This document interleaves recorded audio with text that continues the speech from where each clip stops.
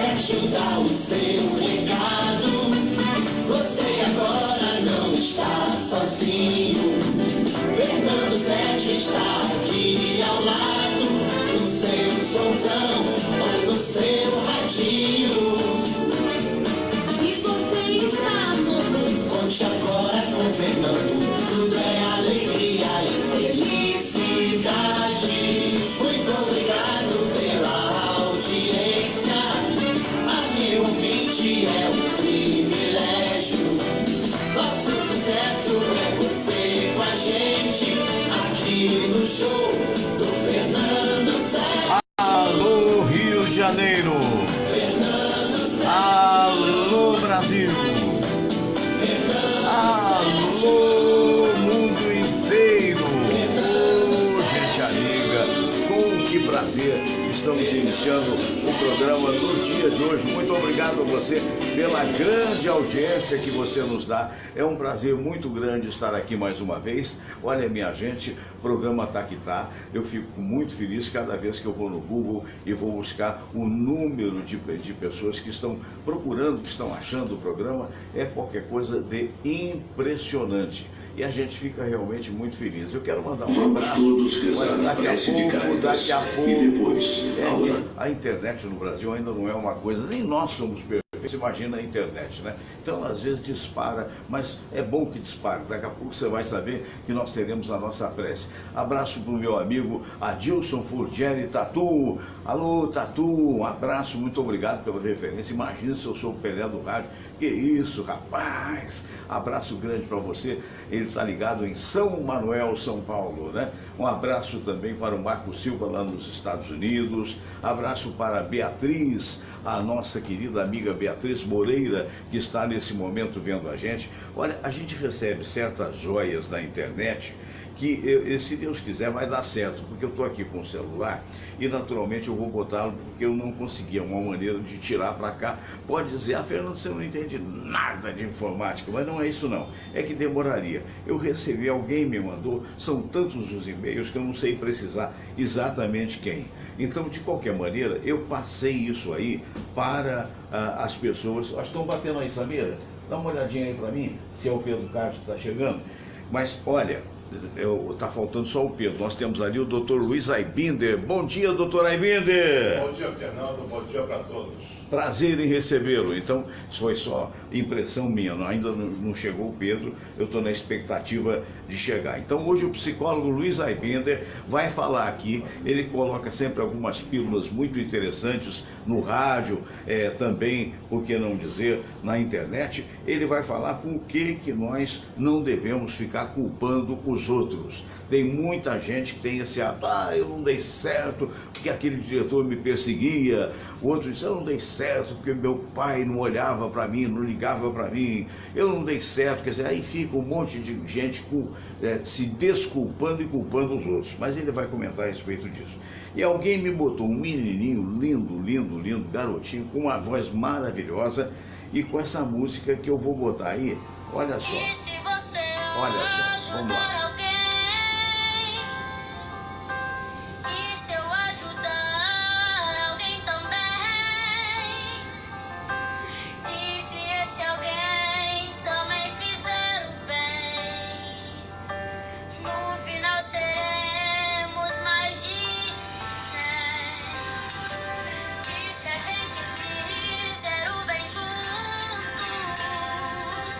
A gente pode até mudar.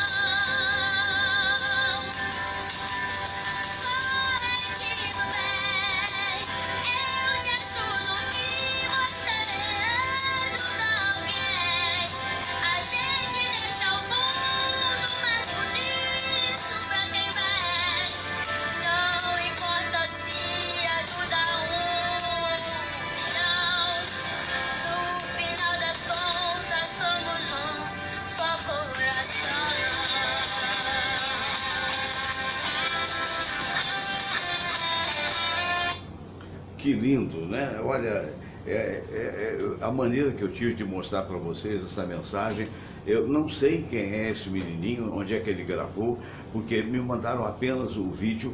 Eu falei, mas que coisa bacana, né? O princípio de ajudar as pessoas, né? Evidentemente que é a vida, a mão e contramão. Quando você ajuda uma pessoa, a tendência, mesmo que essa pessoa eventualmente não retribua, alguém mais à frente vai desenvolver essa cultura do ajudar. Fantástico, fantástico. É exatamente aquilo que a gente precisa, né? Entender que somos todos um coração. Olha que frase bonita, poética, evidentemente, mas do ponto de vista que estamos todos no mesmo barco. Então, é evidente que não há por que remar contrário. Então tá aí uma mensagem linda no dia que amanhece, né? Um abraço grande a todos vocês. Vamos para a oração e sem mais delongas, daqui a pouquinho a gente vai conversar com ele, que é um dos grandes psicólogos do Rio de Janeiro, o Dr. Luiz Aibinder. Vamos nós. Ação ecumênica que um dia Jesus nos ensinou. Deus nosso Pai, que sois todo poder e bondade, dai a força àqueles que passam pela provação. Dai a luz àquele que procura a verdade. Põe no coração do homem a compaixão e a caridade. Deus, dai ao viajor a estrela guia, ao aflito a consolação, ao doente o repouso. Pai, dai ao culpado o arrependimento, ao espírito a verdade, à criança o guia, ao órfão o pai. Senhor, que vossa bondade se estenda sobre tudo que criastes. Piedade, Senhor, para aqueles que não vos conhecem. Esperança para aqueles que sofrem. Que a vossa bondade permita aos Espíritos Consoladores derramarem por toda parte a paz, a esperança e a fé. Deus, um raio, uma faísca do vosso amor pode iluminar a terra. Deixai-nos beber nas fontes dessa bondade fecunda e infinita, e todas as lágrimas secarão, todas as dores se acalmarão. Um só coração, um só pensamento subirá até vós, como um grito de reconhecimento e de amor. Como Moisés sobre a montanha, nós vos esperamos com os braços abertos, ó bondade, ó beleza, ó perfeição. E queremos de alguma forma alcançar a vossa misericórdia. Deus, dai-nos a força de ajudar o progresso a fim de subirmos até vós. Dai-nos a caridade pura, dai-nos a fé e a razão, dai-nos a simplicidade que fará de nossas almas o espelho onde há de se refletir a vossa santa imagem.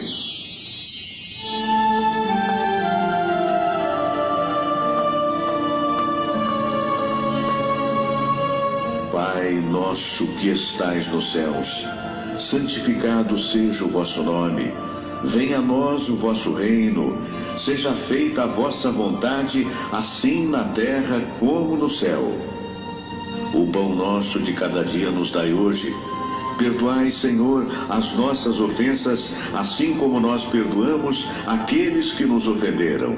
E não nos deixeis cair em tentação, mas livrai-nos de todo o mal, porque teu é o poder e tua é a glória, por todo sempre. Amém. Pois é, então já tivemos aí o nosso momento de oração, não é? Eu queria lembrar você que está ouvindo a gente, eu queria mandar um abraço para todos vocês e lembrar que este programa é uma oferta das espadascatana.com.br. São autênticas espadas samurai, não para sair por aí lutando espada, nada disso, apenas são objetos decorativos autênticos da época da Idade Média, baseados em toda a cultura samurai. Então você recebe em qualquer parte do país ou do mundo, espadascatana.com.br. Vai lá e depois você vai ver que coisa maravilhosa, que verdadeira obra de arte. E segundo a lenda, se verdade ou não, aí eu não sei, essas espadas trariam bastante sorte para a família que as possuísse. espadascatana.com.br. Um abraço também para o nosso amigo Dr. Cesário, proprietário do restaurante Garota da Tijuca, da Garota de Ipanema, da Garota do Leblon. Onde você vai no Rio de Janeiro, da Tijuca Zona Sul, tem um restaurante lá do meu amigo Cesário, que sempre quando vem, eventualmente eu estou sempre almoçando lá, sempre quando vem, ele vem com uma bagaceira de Portugal, que ó, é daqui, mas é só um cálicezinho, não pode abusar. É como se fosse a cachaça deles. Na verdade, para quem mexe com a voz, a bebida quente limpa, né? Limpa as cordas vocais, mas tem que ser muito pouquinho e não pode ficar viciado nisso. Rony Aibinder, o filho querido do nosso querido doutor Aibinder, tá vendo a gente? Alô, Rony, olha aí, tô limpando a tua tela aí, hein? Um abração. O Otávio de Melo também. Meus amigos, Lula foi solto e agora? Uma colaboração do William Vac, este grande jornalista, esse cientista político do ponto de vista de toda a experiência que tem, falando a respeito dessa situação que é, no mínimo, bastante, digamos assim, bastante difícil de ser falada, né? Mas que tem que ser colocado. Vamos nós.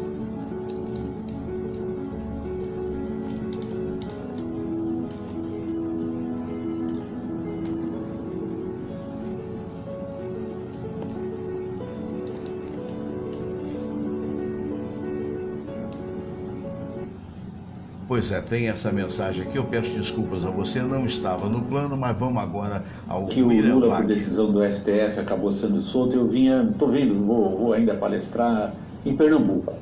E vindo para o hotel de onde eu estou aqui gravando esse vídeo para vocês, eu passei em frente à refinaria Abreu e Lima. Essa talvez seja uma expressão muito concreta, muito clara, do que foi o desperdício, a roubalheira, a má gestão, a safadeza com dinheiro público no caso do Petrolão. É um símbolo poderoso do esquema que o Lula presidiu, um esquema de roubalheira, um esquema de corrupção que tinha como principal objetivo, vamos dizer assim, político, perpetuar-se no poder. Mas agora nós estamos diante de um fato da política, igualmente um fato concreto, e cabe aqui dar uma espiada no que podem ser as consequências da soltura do Lula. Em primeiro lugar, o que a gente tem que registrar é que a decisão do STF contra a prisão imediata em segunda instância foi uma decisão política, assim como foi a decisão anterior que permitiu a prisão em segunda instância, assim como foi a decisão anterior à anterior, que deu uma interpretação peculiar ao texto constitucional. A conclusão de tudo isso é a seguinte: só aumenta a insegurança jurídica. Quando a Suprema Corte, eu não vou nem entrar no mérito da questão, eu só quero registrar de novo um fato concreto. Quando a Suprema Corte se comporta como vem se comportando, ela aumenta, em vez de diminuir, a desconfiança que as pessoas têm nas instituições. Portanto, aumentou a insegurança jurídica por essa decisão política. E a causa principal, de novo, não é tanto o mérito, não vou entrar nessa questão nesse momento, é o fato das decisões serem políticas. Bom, nós estamos em política, a pergunta é qual é o peso de Lula na política, e aí a gente pode estabelecer um raciocínio razoavelmente, digamos, simples. O sucesso, o peso político do Lula está associado a um recall de uma grande parcela da população que sentiu uma situação, do ponto de vista da renda, disposição pessoal e tudo mais, anos atrás, favorável. As consequências da irresponsabilidade fiscal a gente conhece, mas a memória das pessoas, sobretudo a memória emotiva, a memória emocional das pessoas é outra coisa. Então, o peso do Lula está atrelado ao que ele foi no passado. E esse peso é inversamente proporcional à capacidade que o atual grupo no poder tem de demonstrar que é capaz de mudar para melhor o país, que as pessoas sintam que a realidade está mudando para elas melhor. E é também inversamente proporcional à capacidade do atual grupo do poder de ganhar a narrativa que Lula vai se apoderar dela agora, como ele fez a carreira inteira. Sempre fez o papel de vítima. Agora ele é vítima na narrativa desenvolvida por ele. E ele é esperto nisso. Vítima de uma decisão judicial equivocada, política e tudo mais. Qual é a narrativa contra isso? A narrativa contra isso é a capacidade que o atual grupo terá ou não de demonstrar que é capaz de liderar e de falar para o conjunto da sociedade, e não só para redes sociais galvanizadas em torno desta ou daquela solução milagrosa. Lula cometeu graves erros políticos e seus adversários se beneficiaram disso, que sirva de lição. Muitas vezes, os outros acabam ganhando pelos erros que os que estão no governo cometeram. Resumindo, Lula será tão mais importante quanto menos o atual governo conseguir realmente transformar o país. Pessoal, muito obrigado, até o próximo vídeo. Pois é, concordo plenamente com a opinião do nosso querido amigo William Vac, esse grande jornalista, de uma forma muito lúcida, né? E que tenhamos essa lucidez ao perceber esse momento que não deixa de ser grave, né? Doutor Herbiner, seja bem-vindo aí, muito obrigado. Prazer, obrigado pelo convite. Acredito que o amigo deve ter ouvido. O Rony, seu filho, nesse momento está nos vendo onde mesmo? São José dos São Campos. José dos Campos. Esteve aqui no final de semana. Ah, é? Então, um grande abraço para ele, né? Muito obrigado aí por prestigiar o nosso programa. Mas o doutor Herbiner, eu estou tentando tirar aqui, colocou algo muito interessante hoje nas redes sociais. Se você quiser se sentir infeliz e impotente, basta culpar os outros ou as circunstâncias de sua vida pelos seus problemas e dificuldades. Este tipo de atitude só manterá o problema e confirmará que você é uma vítima indefesa nas mãos de pessoas ou de um destino cruel. Quando você parar de culpar seus pais, seu signo, seu karma, o presidente ou quem quer que seja, estará assumindo o controle do seu próprio destino. Culpar os outros é renunciar à própria capacidade de mudar. Quando você para de culpar os outros, está no caminho da sabedoria. E quando deixar de culpar os outros e a si mesmo, é porque encontrou a sabedoria. Muito bem escrito, muito interessante. Queria que o amigo explicasse mais esse arrazoado, por favor. Quantas aulas eu tenho aqui? Quantas horas? Primeiro, uma do Homer Simpson, aquele personagem mau caráter. Sim, dos quadrinhos. Desenho animado e quadrinhos também. Ele disse, a culpa é minha, eu boto em quem eu quiser. Sim. Então a gente vai botando culpa nos outros. A culpa é uma isenção de responsabilidade, mas a vida é feita de escolhas. Você é responsável pelo que você faz. A criança, quando pequenininha, se sentindo errada, errando, sendo repreendida pelos pais, ela teme ser abandonada, porque os pais dão uma demonstração de ausência de amor, né? Você não presta, você é mau, você é isso, você é aquilo. Esse temor faz com que ela tema até morrer pelo abandono, uma criança indefesa. Daí ela não assumir a culpa e usar, a partir daí, a máscara da perfeição, sabe? Mas aquela máscara está cheia de rachaduras, mas ela bota um montão de... Não fui eu. Eu me lembro, minha neta devia ter uns 2, 3 aninhos no máximo. Nós estávamos no almoço em casa e ela esbarrou num copo que tinha um líquido, refrigerante, qualquer coisa assim. Aí ela olhou para minha mulher, para a avó, né? Olha só o que você me fez fazer. Ela estava inocente. A culpa é sua. A culpa é tua. Não é minha. Eu observei isso, eu achei muito interessante como psicólogo. Olha só o que você me fez fazer. Mas nós fazemos isso. Foi minha infância, é meu karma, é meu signo, Meu pai, é o governo, é isso, é aquilo. É. Nós somos cheios de desculpas e não assumimos a responsabilidade. Quando você assume a responsabilidade, você pode fazer alguma modificação. Mas enquanto foi teu karma, teu pai, ou tua infância, você não pode mudar nada. Então você está condenado a errar baseado naqueles fatos do passado, ignorando que você tem escolhas. Então a culpa é também um sentimento neurótico. A culpa é um sentimento neurótico e não procede em caso algum.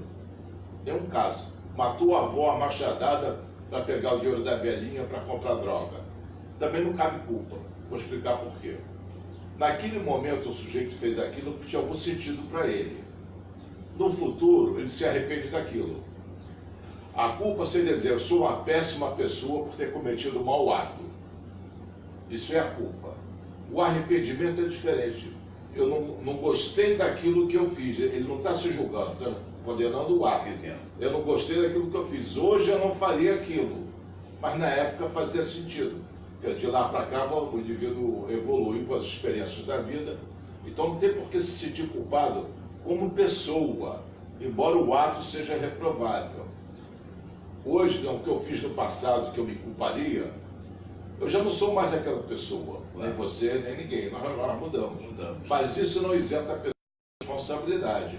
Se eu cometi alguma coisa lá, você conhece a reza? Sim, minha culpa, minha máxima culpa. Perdoa. Teu onipotente beato Maria Semper Virgine, beato Micael Arcângelo, Pedro e Paulo. Tá. Era a época em que eu ajudava a missa, hein? Você rezava a missa. E qual é em português que é? Perdoa, Pai, porque eu pequei. Sim, em atos, pensamentos. Você perdoa de qualquer jeito. Apenas uma informação que tem que apenas para aqueles que acreditam na espiritualidade. O karma não é uma coisa definitiva. O karma pode, do ponto de vista espiritual, ser transformado em dharma, o que é altamente positivo. Mas só depende exatamente das mesmas coisas que você está falando. Então, o exemplo do karma aí, ele na realidade, ele não confere a irredutibilidade que eventualmente pode ser. Mas você está pagando agora nessa vida por algo que você fez de passado. Não, você está... Segundo o budismo, o karma é isso. Sim, mas... Você carrega de uma vida para outra. Sim, não é o budismo aí, no caso é a espiritualidade, através até de Allan Kardec. E o budismo já veio muito antes trazendo a informação. O budismo é realmente uma situação muito elevada a nível de espiritualidade. Mas voltando a apenas só para esclarecer. O karma não é definitivo. Não bote a culpa no karma, o karma não é definitivo. Estou botando a culpa no karma. Não, quem bota a culpa no você. karma é a suposta... Não você. As pessoas que eventualmente estejam vindo, porque há uma falsa crença de que o karma, a culpa é do karma. Não é, não. Você faz o seu dharma. Quando você tem a consciência de que você é capaz de fazer o seu dharma, você percebe também o início de algo que pode ser chamado o início da sabedoria. Só isso. O dharma seria a modificação. A modificação para melhor. Você se absolve daquilo que você mesmo fez. Pois é, a culpa, quando você transfere essa culpa para terceiros, você não pode mudar nada, porque claro. não está nas tuas mãos, está em terceiro. Mão, seja lá qual for esse terceiro. Perfeito. Mas importa aquele negócio ali, tá? E eu estava falando uma coisa com o Marcos, que ele está vendo nos Estados Unidos. Marco, durante o programa, não tem como a gente atender telefone, querido. É diferente do que o rádio. O rádio ele tem toda uma situação que é possível. No programa não há como botar telefone, não há como atender telefone. Após o programa, sim. Durante é impossível. Escreva que a gente vai ler o que você escreveu. Então eu estava falando, naquela reza meia-culpa, que deve ter o equivalente em todas as religiões, você é culpado. Sim. O batismo na religião católica é para purificar a criança do pecado original. O feto na barriga já vem com uma culpa, lá carregando de Adão e Eva. Exato. Que é um absurdo, né? Um absurdo, mas faz sentido. Porque na medida que você se sente culpado, quem é que pode te desculpar? Retirar a tua culpa? Quem tem tal autoridade, entre aspas. No caso, o teu padre, rabino, pastor, é o sacerdote.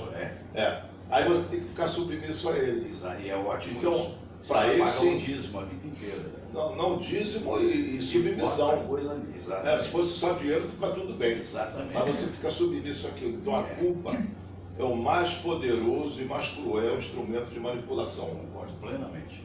Quando a criança quer um brinquedo e os pais não dão, ela diz: vocês não me amam.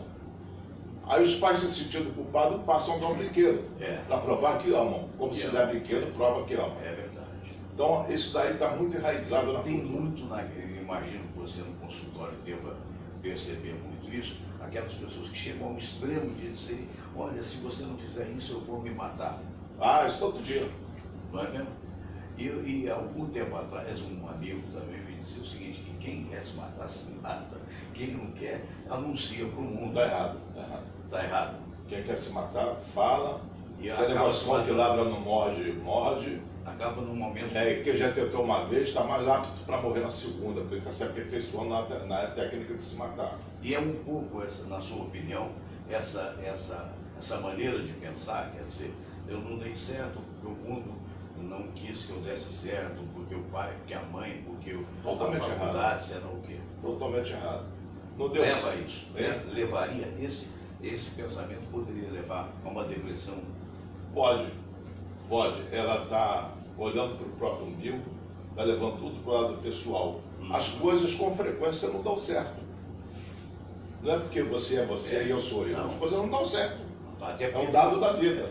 E você não pode lidar com as frustrações, é imaturidade. Então, é tentativa de suicídio, culpa. Culpa é muito constante, muita culpa. As pessoas se culpam neuroticamente.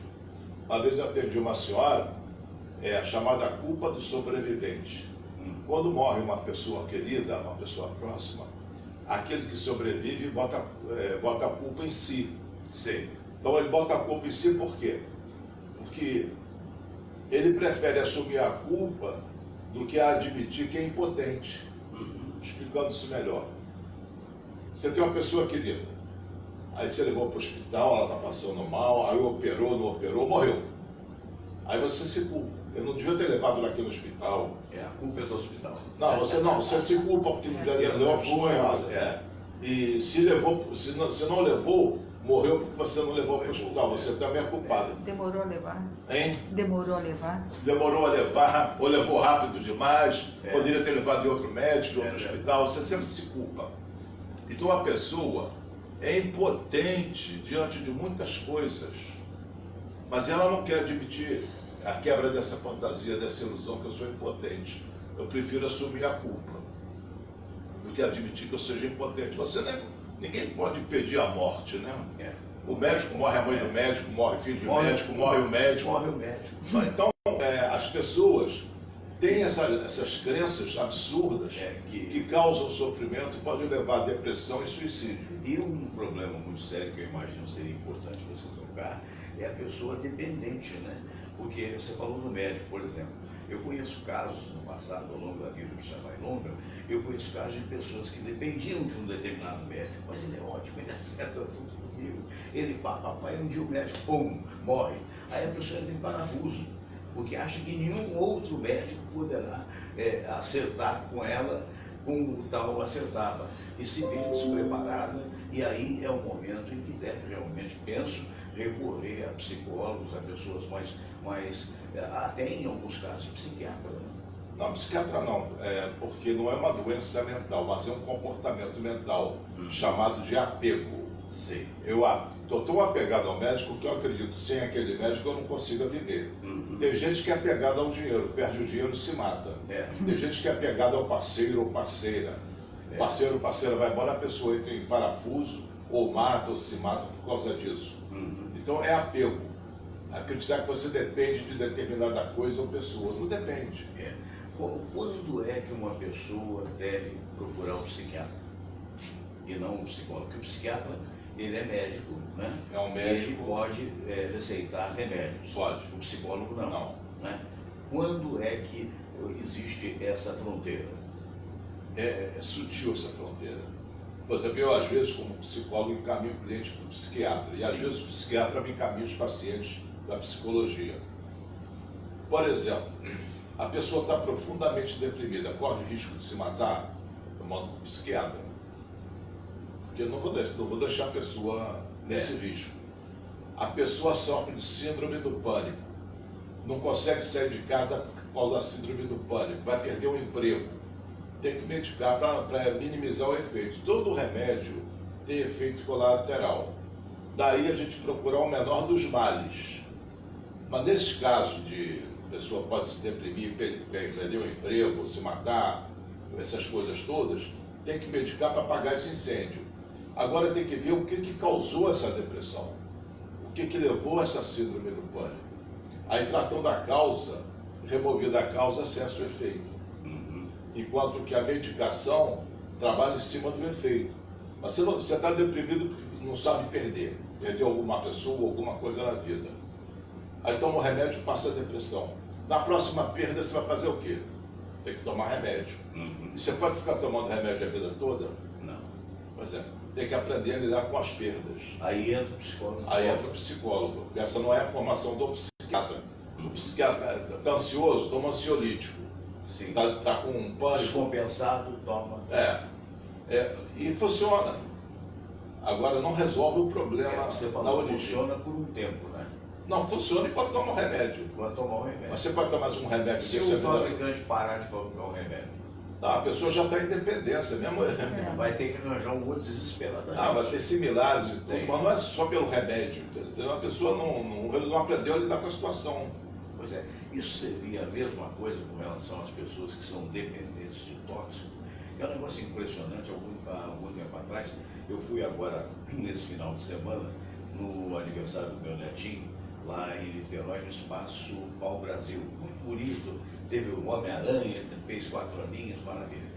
E eu estava conversando, de repente conversando com uma pessoa que é responsável por uma clínica dessas de recuperação, e foi um papo interessante. E ela estava dizendo o seguinte, que é impressionante, eu naturalmente não vou nem dizer o nome da clínica, muito menos que me foi confidenciado, a não ser o fato em si, que é muito comum a cada semana chegarem novos viciados em tóxico, dependentes de tóxico, mas ao contrário do que a gente imagina, que sejam jovens e tal, muita gente de cabelo branco, de cabeça branca e tal, completamente dependente, tentando, através da internação, sair fora desse problema. Por que uns são muito suscetíveis a isso, outros que ao longo da minha carreira artística eu conheci que se utilizam do tóxico, mas são responsáveis, é curioso perceber isso, né? Você sabe, fulano é dependente disso ou daquilo, mas é um tremendo profissional, né? E são poucos, não são muitos. E a maioria, ou talvez uma minoria expressiva, não se liga no tóxico.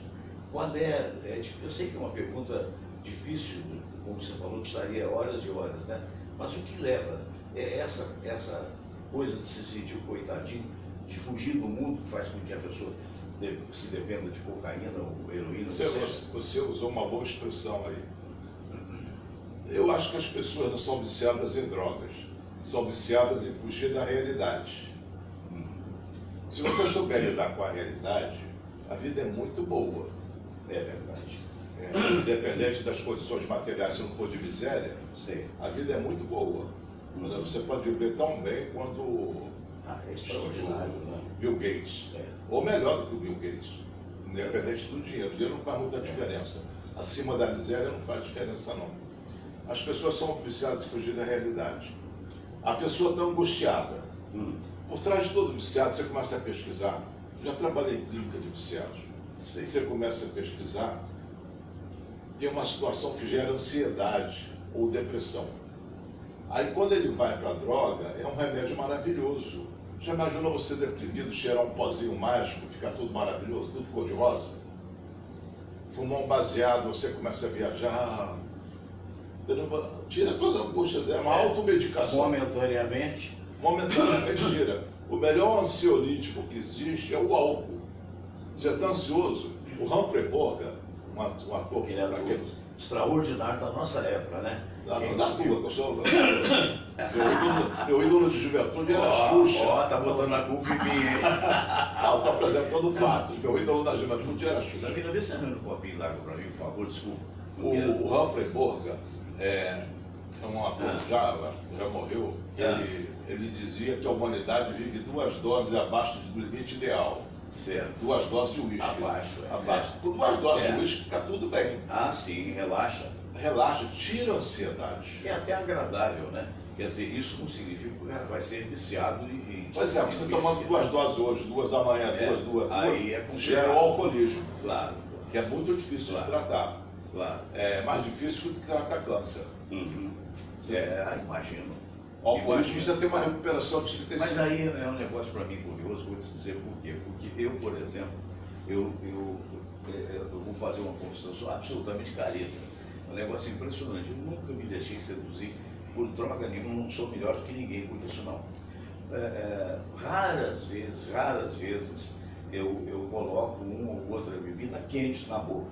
Falei até agorinha a respeito da bagaceira e tal.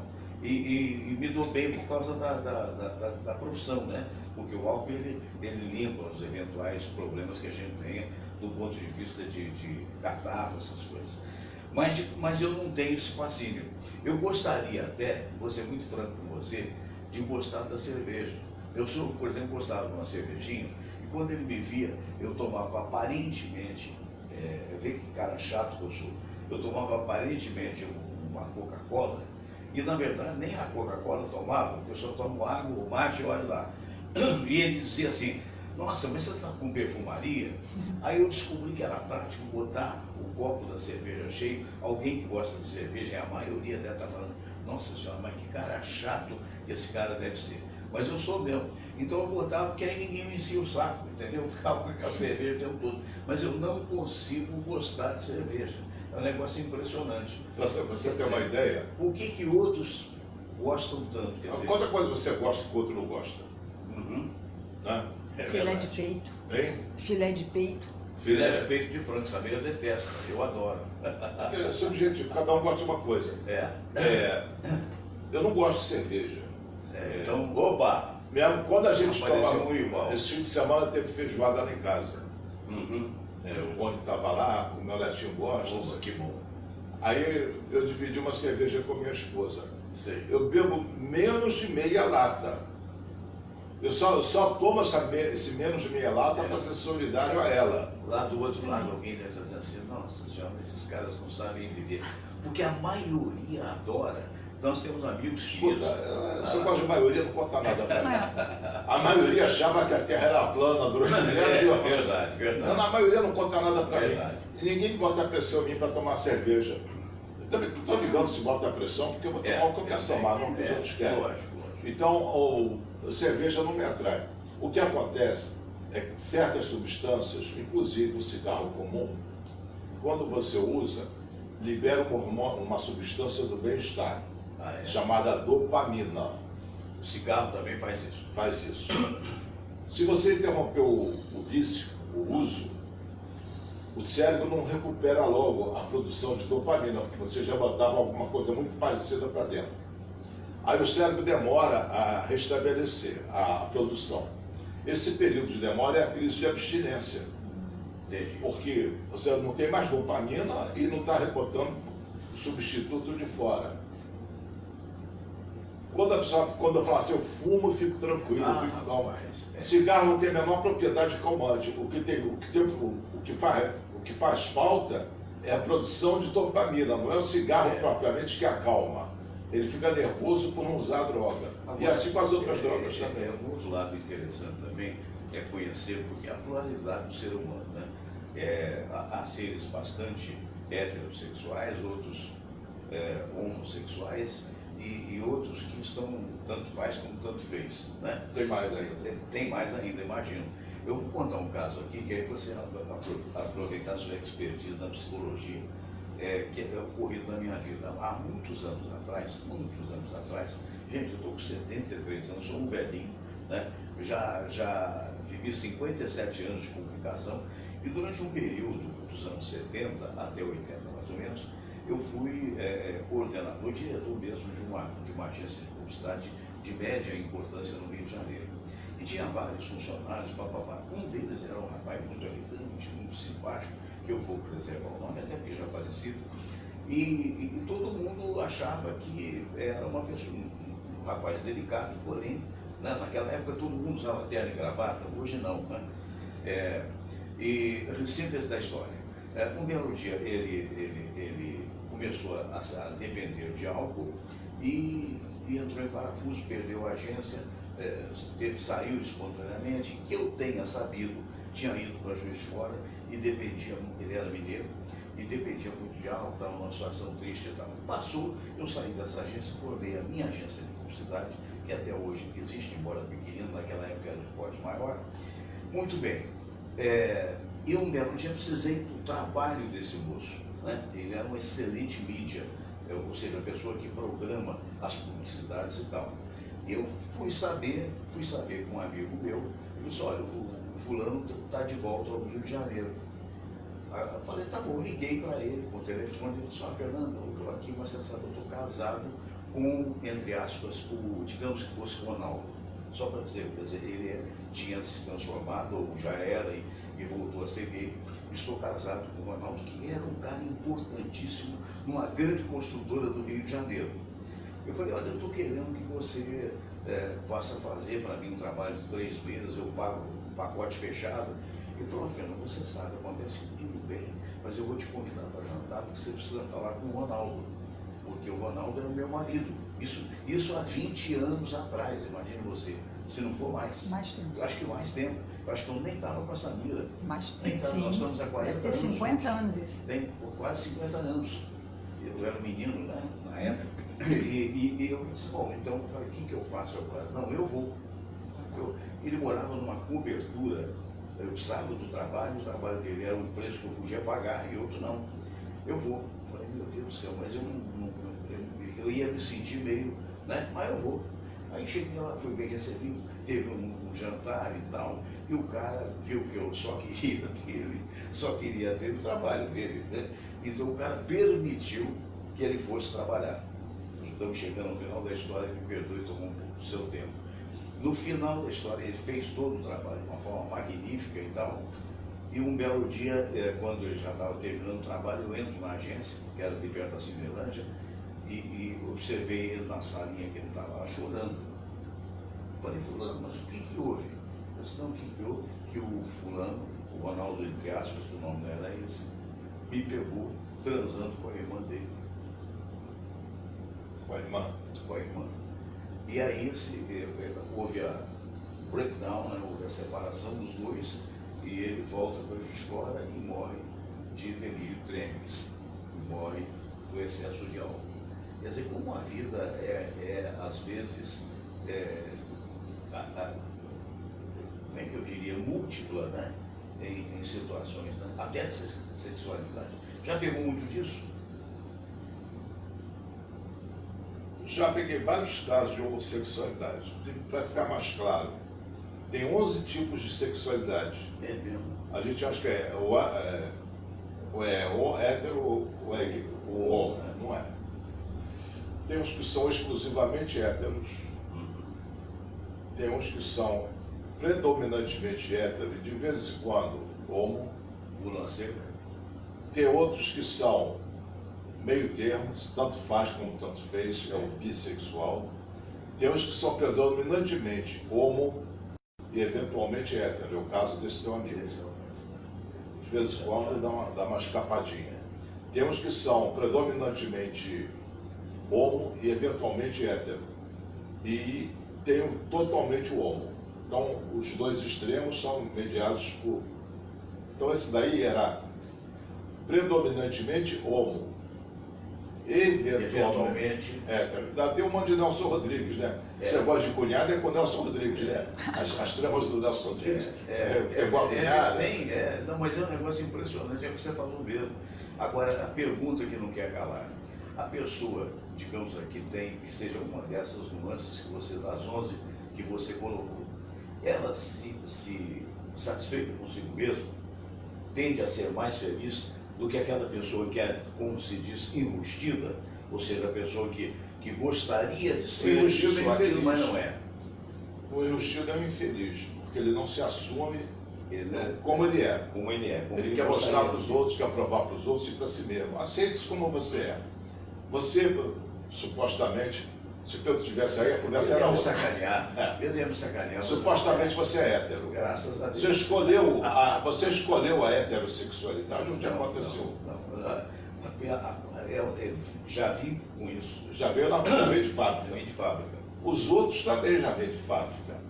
O sexo é determinado pela certidão de nascimento. A sexualidade vai aparecer lá na adolescência. Então o indivíduo, ele não tem uma... Assim, eu vou escolher, eu resolvi, pensei bem, eu vou ser homo. Não é isso. Ninguém vai escolher isso.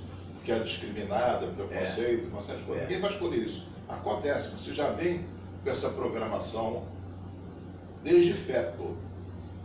Provavelmente entre a 6ª e 8ª semana de gestação, os hormônios que compõem a testosterona, que compõe uma determinada parte do cérebro, no caso dos homens, vem em quantidade menor. Homens e mulheres também?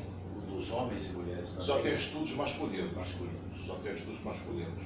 Então, o indivíduo já vem com essa programação e não tem por que se esconder. Claro. Até porque pode ser um grande profissional. Não tem nada a ver uma coisa com a outra. Sexualidade. Nós tivemos exemplos aqui, Pascoal Carlos Magno, por exemplo, a nível de teatro, tantas pessoas extraordinárias. O próprio Ludovico, que eu tive a honra de ter no meu programa, na época da Manchete, da Block, né? Era uma personalidade difícil. mas era um talento extraordinário. O Denner, né? O Denner supostamente seria bissexual, né? Eu acho que sim. E casou acho que sim, inteligente. é verdade. Ou era predominantemente homo, eventualmente hétero. Eventualmente, é. Eu me lembro, voltando à situação onde eu fui criado no Juiz de Fora, que havia um grande, uma pessoa pública lá, não me lembro o que ele fazia, porque eu era muito garoto. Ele tinha 11 filhos e todo mundo sabia que ele era gay. Quer dizer, é um caso, um exemplo. Eu acho um absurdo esse preconceito pela seguinte razão. Eu também. O comportamento sexual é apenas um dentre muitos comportamentos que o indivíduo tem. Pior é criminoso, né? É qualquer um. Você vai excluir todas as outras características e definir o indivíduo pela sexualidade? É verdade. Entendeu? Não faz sentido. Agora, aí a gente caminha com um momento, aproveitando uma notícia recente, você deve ter visto também, que é a história do racismo, né? Que está cada vez mais acontecendo em campos de futebol, como aconteceu com o brasileiro lá na Bulgária, né? Negócio terrível isso. Na Ucrânia. Acho que na Bulgária também houve um problema, não tenho certeza. Na Ucrânia, com certeza. Na Ucrânia, né? Então, a pergunta é por que existe, aqui agora, recente, eu vi no Sport TV, no jogo Atlético e Cruzeiro, um cidadão com a camisa do Atlético foi admoestado por um segurança negro e ele xingou o cara, olha a tua cor. Isso foi filmado também. Quer dizer, meu Deus do céu, a gente nasce branco ou preto por razões as mais diversas possíveis da natureza. Quer dizer, por que discriminar uma pessoa pela cor da pele? Se achar superior? É por se sentir inferior. É por se sentir inferior, não, de fato. Eu tenho orgulho de ser brasileiro. Grandes coisas, você por acaso nasceu aqui. Verdade. Para marcar a obrigação. Orgulho gay. Não tem por que ter orgulho gay. Nem orgulho hétero. Por acaso você nasceu nessa condição. Quando você... É essa coisa que nós vivemos até na política. Nós e eles. O nós é sempre o lado certo. O eles é sempre o lado errado. Quando você bota todo um grupo dentro de uma mesma categoria, dentro do mesmo voto, negro, judeu, americano, qualquer rótulo que você bote, você desumaniza a pessoa. Então você vê todo mundo, o negro não é o Pedro Carlos, não é, não sei, o Antônio Carlos, o negro é um negro que teria, teoricamente, comportamento idêntico a todo grupo. Sei.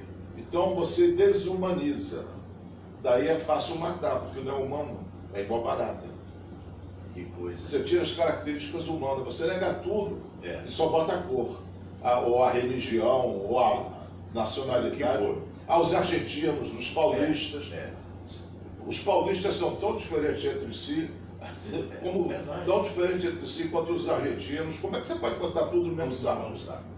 Mas você, nessa ignorância, você generaliza o comportamento, desumaniza a pessoa, se sente melhor porque os caras erraram. Como é que vai nascer na Argentina? Que absurdo, né? Escolheu mal, vai nascer na Argentina. Ou em São Paulo, ou no Rio. E você desumaniza. E quando você bota o outro de joelho, você se sente mais alto. Que coisa. Daí a inferioridade que eu falei. Daí o que Quem é que precisa se mostrar maior do que o outro? Ele se sente menor. Agora, acredito que esse comportamento por percentual X da humanidade vai permanecer eternamente. Não sei fazer previsões nem do passado.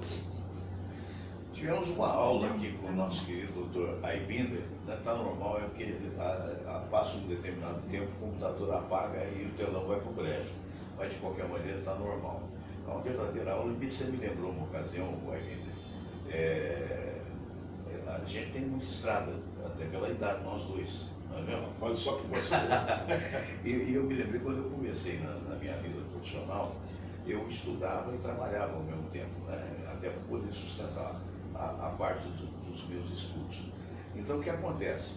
Eu trabalhava numa rádio industrial de Juiz de Fora, que hoje é Globo, se não me falha a memória, e comecei com 16 anos e comecei naquela época a fazer paralelamente teatro. E aí, quando fundou-se a TV Industrial, que hoje lá é TV Alterosa, acho, canal 10, eu fui convidado, já pertencia à rede, para dirigir teatro, né? Para dirigir teleteatro da emissora. E havia um produtor que fez a história atrás das grades. Aí você perguntaria, mas o que tem a ver com a minha fala inicial? Você falou do cara que roubou o dinheiro da mãe ou do pai, sei lá, para poder se drogar.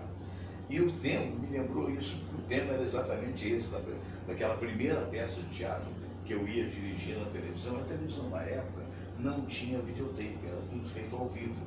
Havia uma coisa na televisão chamada rotunda, principalmente na televisão pequena, que é seria um grande lençol redondo, onde na frente você botava os cenários e atrás dava entrada para os camarins.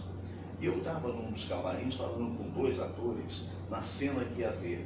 A mulher era Rebeli Garcia Cury, um abraço para ela onde estiver, e o rapaz era o Ricardo Scapin, que ia fazer o papel do filho dela. E o 78 era o contra-regra, que tinha que pronunciar pólvora, ou providenciar pólvora seca, porque no final, dramático, né? Ele infelizmente matava a mãe, era a história não era minha, eu tinha só que dirigir. Muito bem, então quando a coisa ia acontecer, eu estava ali preparando, tomando texto e tal, e eu olhei para o 78 e falou, porque na época não havia efeitos sonoros, né? Tinha que ser pólvora seca mesmo. Eu falei, 78, tu preparou a pólvora seca? Eu preparei assim, pá! E deu um tiro. Do outro lado da rotunda, em frente ao cenário, estavam 2 grandes locutores mineiros, Hélio Batista e Maurício de Campos Bastos, apresentando o telejornal. E foram surpreendidos com um tiro. Quando aconteceu o tiro, depois me contaram, porque eu não vi, não tinha videotape, o Hélio fez assim, ah! Quando ele fez assim, o diretor de corte cortou para outra câmera. Não tinha mais locutor. Ele já tinha se mandado. Aí entrou o que a gente chama de slide padrão no ar, que é rádio, TV Globo, TV Industrial e tal, até para poder recompor todo mundo. Coisas que acontecem. Eu queria agradecer mais uma vez a sua presença, foi muito importante, parabenizá-lo pelo arrazoado, aprendemos muito, e queria que você então ficasse à vontade para falar dos seus cursos, os quais eu recomendo, acontecem no Flamengo e na Barra, por favor. E também na Unafisco, na Receita Federal. Ah, bacana. Mas esse é fechado. Esse é fechado, sim. E aberto ao público na Barra e no Flamengo. No horário de 2h30 às 4h. Na Barra quartas-feiras e na quinta na Praia do Flamengo, 6h30. O telefone para quem quiser se inscrever, participar, primeira aula de graça. O telefone é 2285-0550. Repetindo, 2285-0550. Valeu. Mestre Binder, muito obrigado. Até eu que agradeço o convite. Para nós é muito importante sua presença aqui. E eu queria lembrar o seguinte, eu vou tirar uns dias de folga, a gente vai para São Paulo, passar esse feriadão até o dia 15 e tal, e o programa vai acontecer até amanhã, quarta-feira. Então na quinta-feira não haverá programa, nem na sexta, e a gente vai voltar na terça-feira para fugir do trânsito, porque senão voltar de São Paulo no domingo vai ser complicado. Então na terça-feira estaremos aqui de novo, eu, Dr. Aibinder e talvez o Pedro Carlos, que ficou de vir hoje, não sei o que houve, mas espero que esteja tudo bem com ele. Dr. Pedro Carlos. Gente, um abraço grande, muito obrigado. Lembrando a vocês que este programa é uma oferta das espadascatana.com.br. Se você quiser, você pode ir no site e você vai ver que coisa bacana a nível de obra de arte, que é você ter uma autêntica espada samurai em casa. Um abraço grande, fiquem com Deus, sejam felizes. Namastê.